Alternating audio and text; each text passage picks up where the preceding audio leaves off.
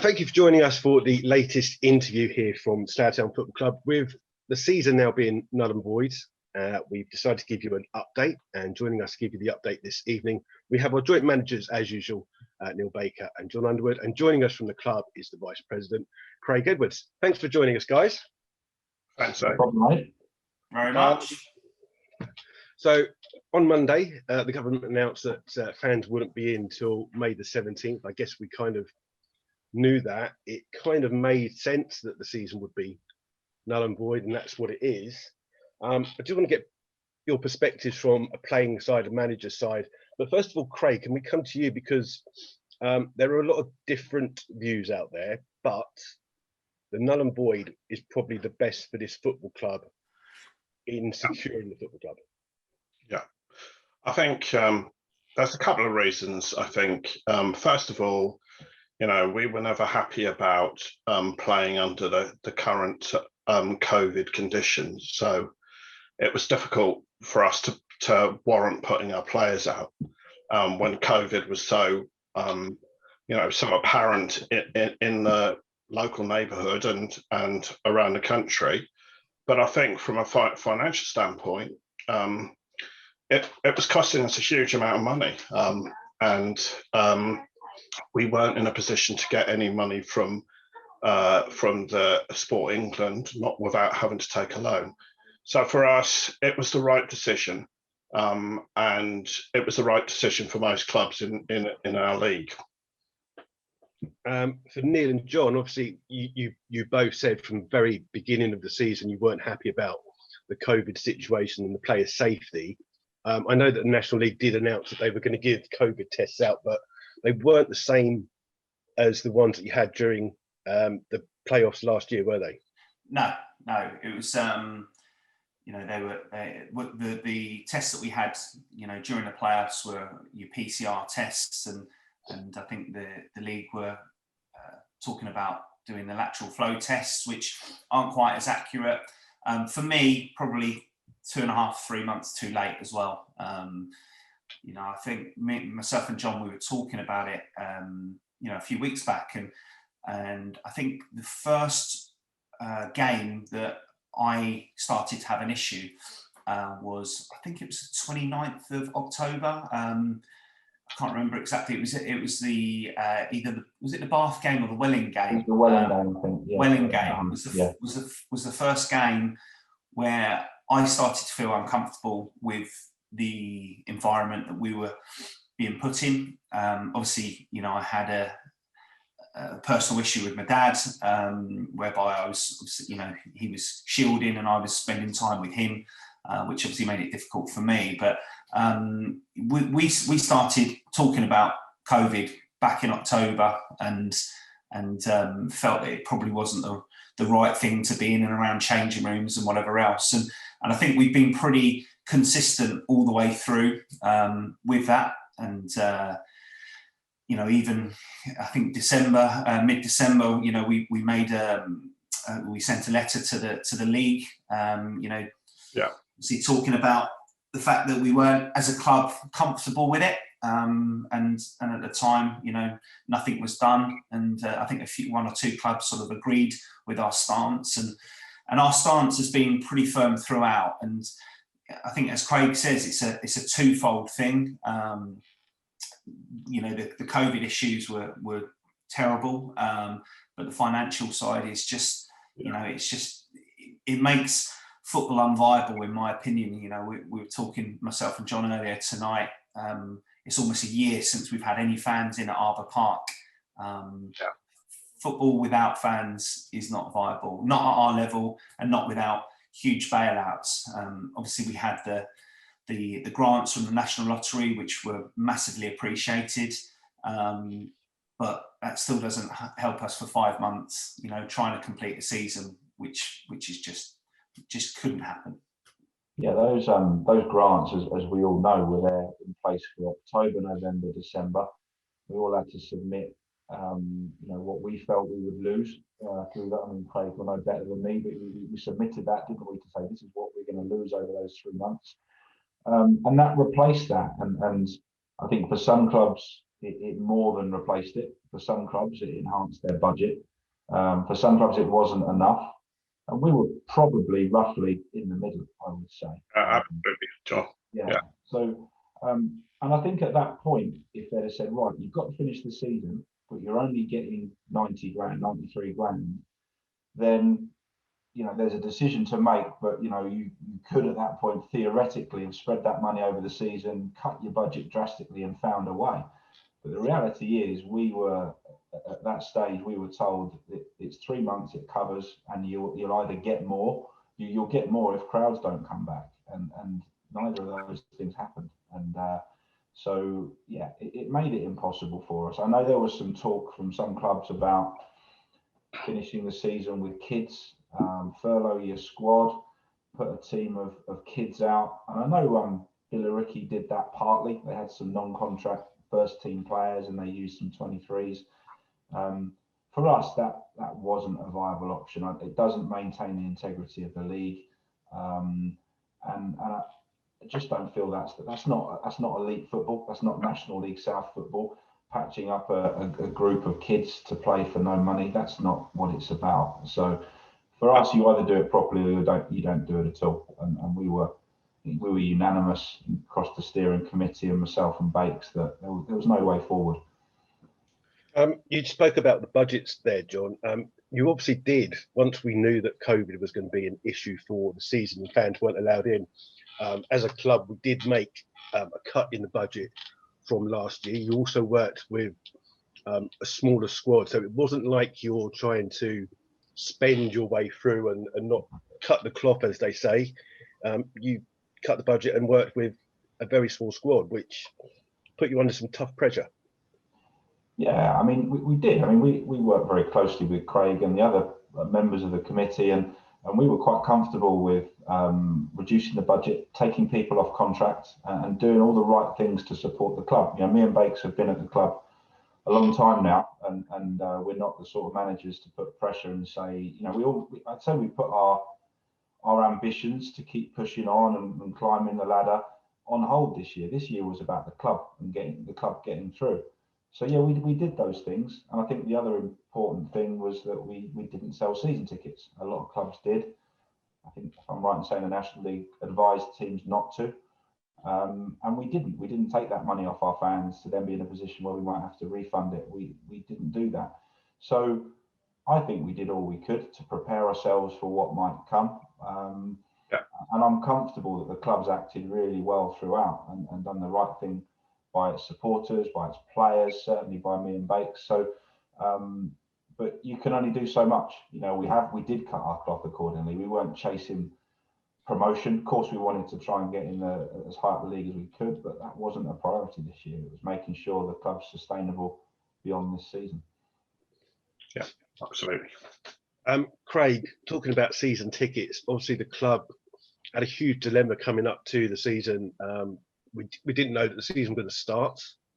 We didn't know whether to do that. We had lots of fans on social media and, you know, get in contact with the club saying, our season tickets coming, how much are they? Why aren't they coming? Do you feel that in theory we've made the right decision not selling the season tickets? Yeah. Because you've kept some faith with the fans. Yeah. And you've also now not got to go through the thing of trying to give a refund or sorting something out for next season.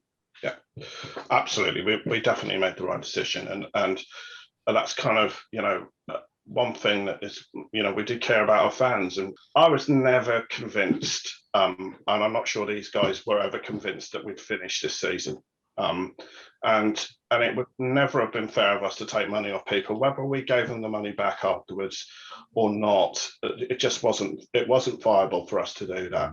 There are a number of clubs that have done that this season that are now in a situation where they're going to have to pay back season tickets. Now, a lot of those fans may not take the money back, but that was one of the big reasons why some of the clubs voted to carry on playing, because they thought they'd have to pay back the season ticket money. And yeah, it's just, for me, it's just not. It's not fair. It wouldn't have been fair of us to do it.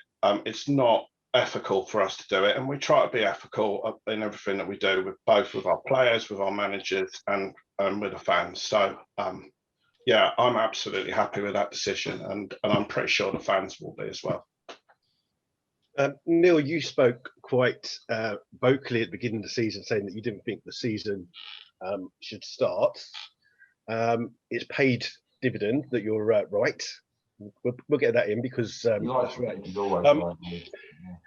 But was you surprised that when the resolution came down that there were only two options of either to stop or to continue? There wasn't an option of maybe, because the clubs want a suspension, there could be a month's break to give them time to sort out COVID and funding, or maybe they stopped and come back in the summer with the kind of results as they were.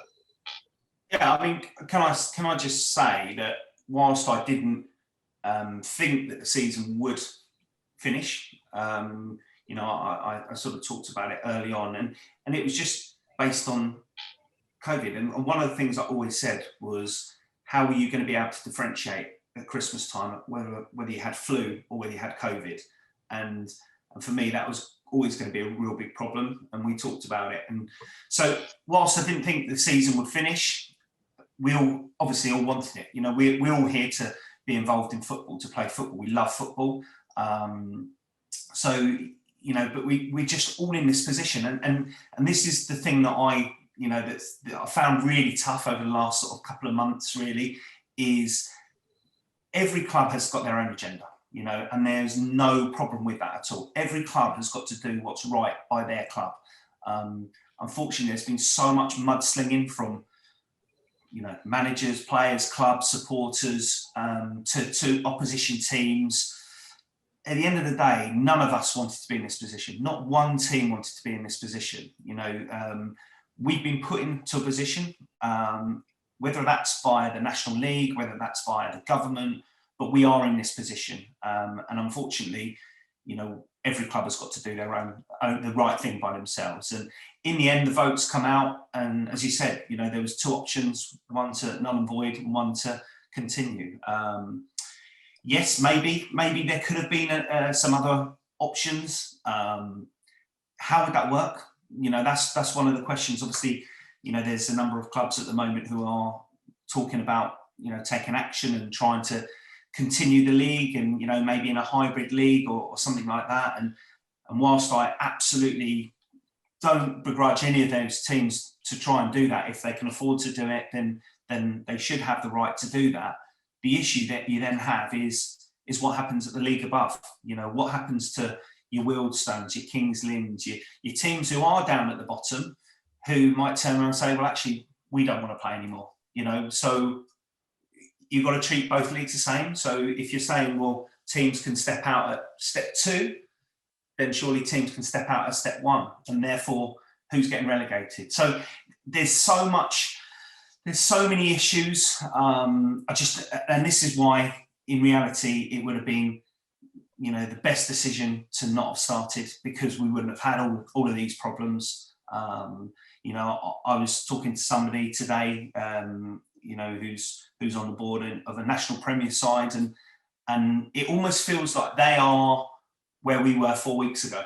You know, they're in a position now where, whilst their vote is to continue, I believe that there's a lot of uncertainty now at step 1, because of sides potentially dropping out and refusing to play. So football's a mess. You know, unfortunately, we're in it.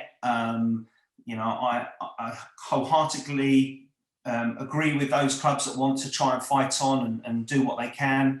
You know, but from our point of view, we're happy with the decision, because from a financial point of view, from a safety point of view, it ticks all the boxes for us. So it's just a terrible situation that we've been put into, and you know, nobody would have wanted it. And nobody, I think if anyone had said this is what would happen at the start of the season, I think everyone, or majority, would have just sort of said, you know what, let's knock it on the head for a year and try and find ways of, you know, keeping football going to maybe a non-competitive way. I don't know, but it's just been an absolute mess from day one. The other travesty about that as well is that £11 million was given by the lottery fund for that first 3 months. That could have gone somewhere else, and you know, we've spent that money in good faith, and so it's disappointing. Jon, if we come to you, because obviously Neil's taken a bit of a back seat since December. You've been out there with the players and the opposition managers and teams. How did it feel for you when it came near the end? Because you've obviously got players, so let's take Sam Togwell, for instance, who's, let's say, in the twilight of his career, maybe. He's missed, you know, a season. You've got people like Dan Roberts and Jack McKnight who have come in and, you know, wanted to try and prove themselves. They've missed another season as well. How hard was it for you and the players in the situation? So I think first and foremost, all of our players, I think without exception, understand the club's position on it from a financial point of view. They totally get it. They get that it wasn't right to carry on. I think from a safety point of view, we spoke to them all to gauge their sort of opinions on it. And we had a mixture, as you do in these situations. I think we had some younger players who maybe live at home on their own, who just want to play football. People like, young lads in the team that have no other ties, that just want to play. You had other lads that have very different situations. Maybe they live with somebody in an older age group. We had somebody with a pregnant partner. We have players that that work for themselves, you know, jobs like electricians that are going into people's houses. They couldn't afford to catch COVID or be forced to isolate and not work. So we had a real cross section of players in terms of where they were at. As I said, I think they all respected where we were as a club, but of course they all had different views on it, as everybody does on these things. It's all about opinions. But in terms of, you said you were with the players over December, January. To be honest, we weren't really. We had those 2 games in January. When I look back, again, talking to Bakes last week, I think the 8 weeks up to the point where we went null and void, we trained twice. And we did that to protect the players. We did some socially distant sessions in December, again, because cases were going through the roof, but we had to continue. We were preparing for a Christmas period. But we had, some bizarre sessions at Arbor Park where people were keeping social distance, but we did it to look after the players. And we trained twice, which was in the build up to the Braintree and Ebbsfleet games. And then after that, we didn't come back in. And we did that to protect the players. And I'm pleased we did that because it's proved to be the right thing.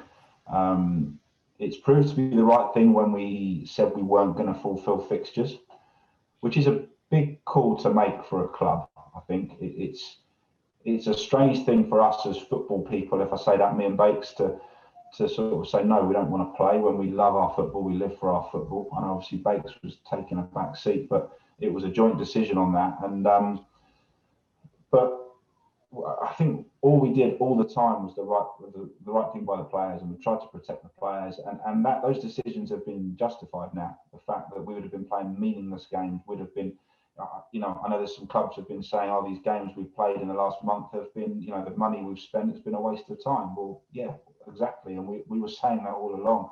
And that's why we didn't play. And I've got to say, I know Craig's sitting there. I know me and Bakes feel the same. Like, we were really well supported by the steering committee, Craig, Kay, John Porter, Mike. At no point did they try and force us into a situation that we weren't comfortable with.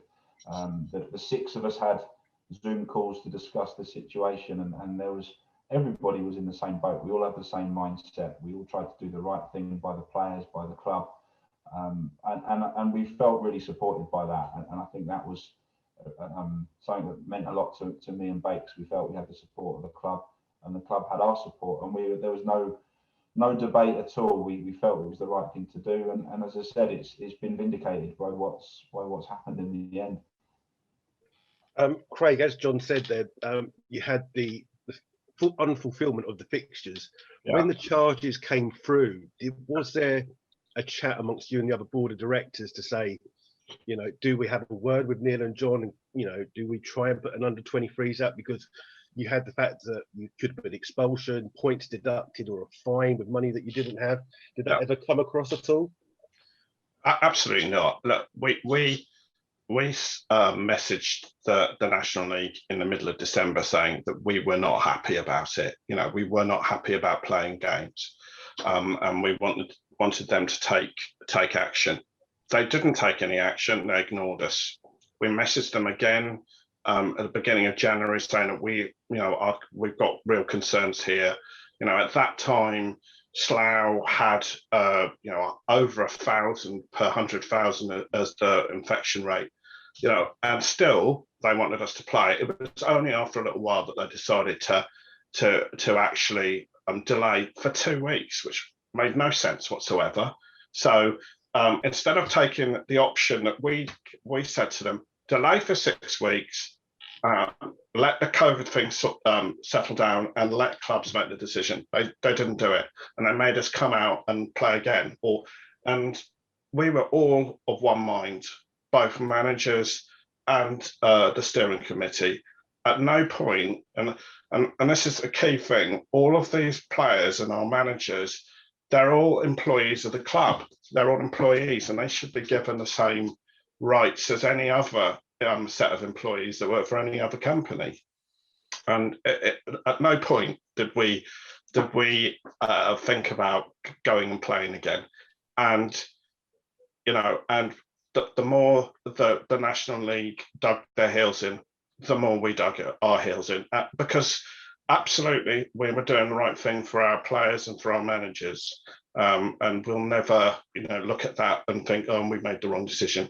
It was the right decision, and it's time that the National League realised that it was the right decision. I want to come to Neil and John just with a quick one. The two of you obviously know quite a few managers around in the league. You've spoken to them, I know, a lot since the beginning of the season. Has there been any kind of, I don't know, kind of like a loss of relations with some of the managers because you've got different views on whether you should continue or not? Look, I think this is the problem, that the National League have created this divide by coming out with a vote and effectively saying, go on then guys, you go and deal with it, has effectively caused, rifts and things like that. Hopefully everyone can sort of look at it, in the light of day and say, look, we didn't want this. None of us wanted this. And hopefully, those relationships aren't, that they don't falter. But it's just, as I said, it's been, non-league has been a murky world, with, as I said, lots of mudslinging and they haven't done this, you should have done that, etc., etc.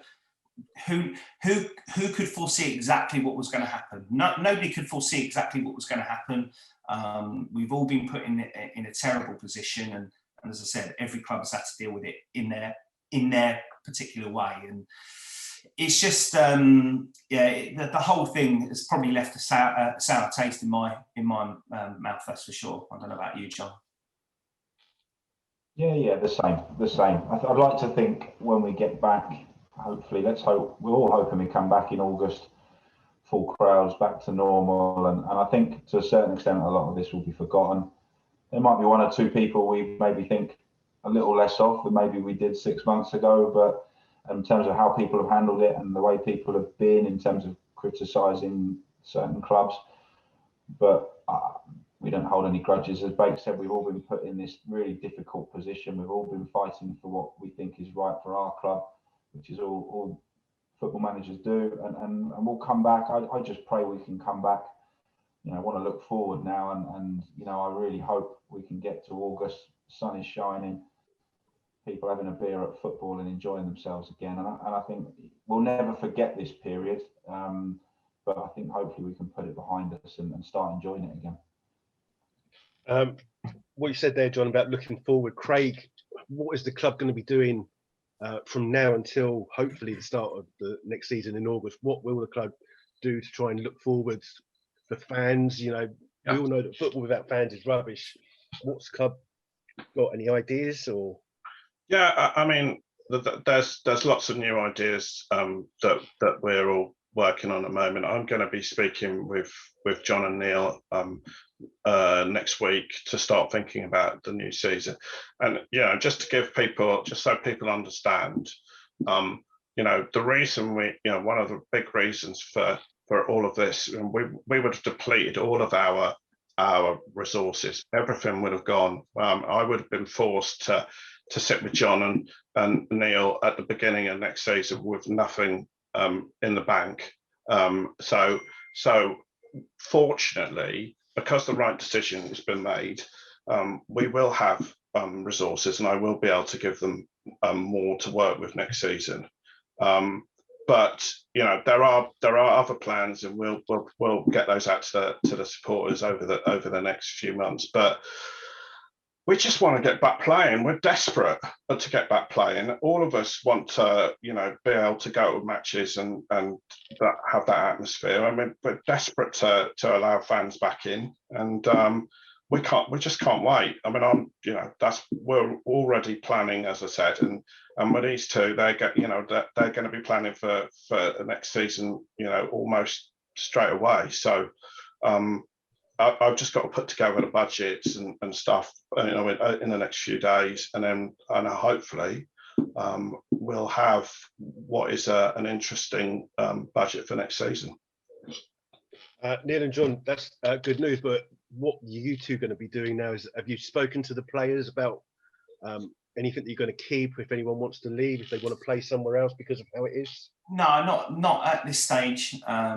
As Craig says, obviously we're going to have a chat with him next week. Myself and Jon will be having a long conversation at the weekend, and we'll start to talk to players. Once we're in a position to do so.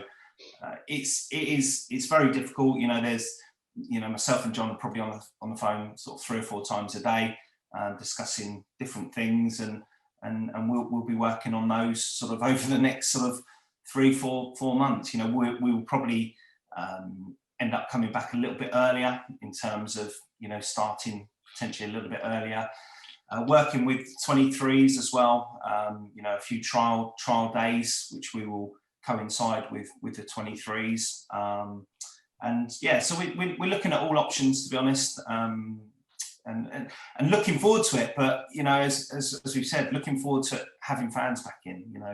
As I said, pretty much a year this week without having fans in at Arbor Park, which is just, when you think of it, it's just incredible. And so looking forward to having those fans back in, and looking forward to going to football with that atmosphere again. It's, every manager will tell you, and most players will tell you, this season or part season has not been enjoyable. And we just want to get back to that normality, and I'm sure Under's got a bit more to say on that. Yeah, obviously agree with that. I think what we have got now is more time than ever before to plan for a season. Normally you have kind of May and June as the off season. We've kind of got an extra couple of months now. So there's obviously some conversations to be had with Craig, etc., and those sorts of financial decisions that all managers need to know. But we've got time. We've got time to talk to our current players. We've got time to think about how we might improve. All clubs are going to probably manage these next 4 months differently in terms of when they train, when they start. Do they tick over throughout? There's no right or wrong. Again, a bit like last summer, because nobody's been in this situation before. It's such an unusual situation. But I think, as Bake said, we are going to need to start earlier. We'll probably need some more games than we normally do, because people have played so little football when it comes to July, August.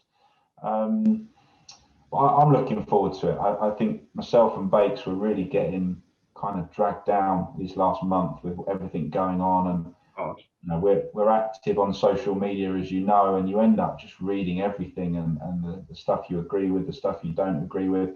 You're trying to communicate with your players, you're communicating with the steering committee.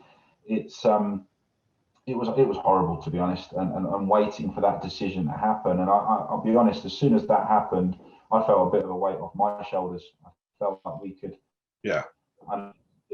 conversations going on with some of the clubs, but from our point of view, we're done, we're finished, and I felt a weight off my shoulders, and I'm already excited about, you know, with the news this week from Boris on Monday, you know, of course there's a way to go, but things do feel more positive towards people coming back into stadiums, and they're talking about end of May. So if all goes the right way, we can really look forward to coming back to what I'd call proper football, and that excites me. And me and Bakes are starting to.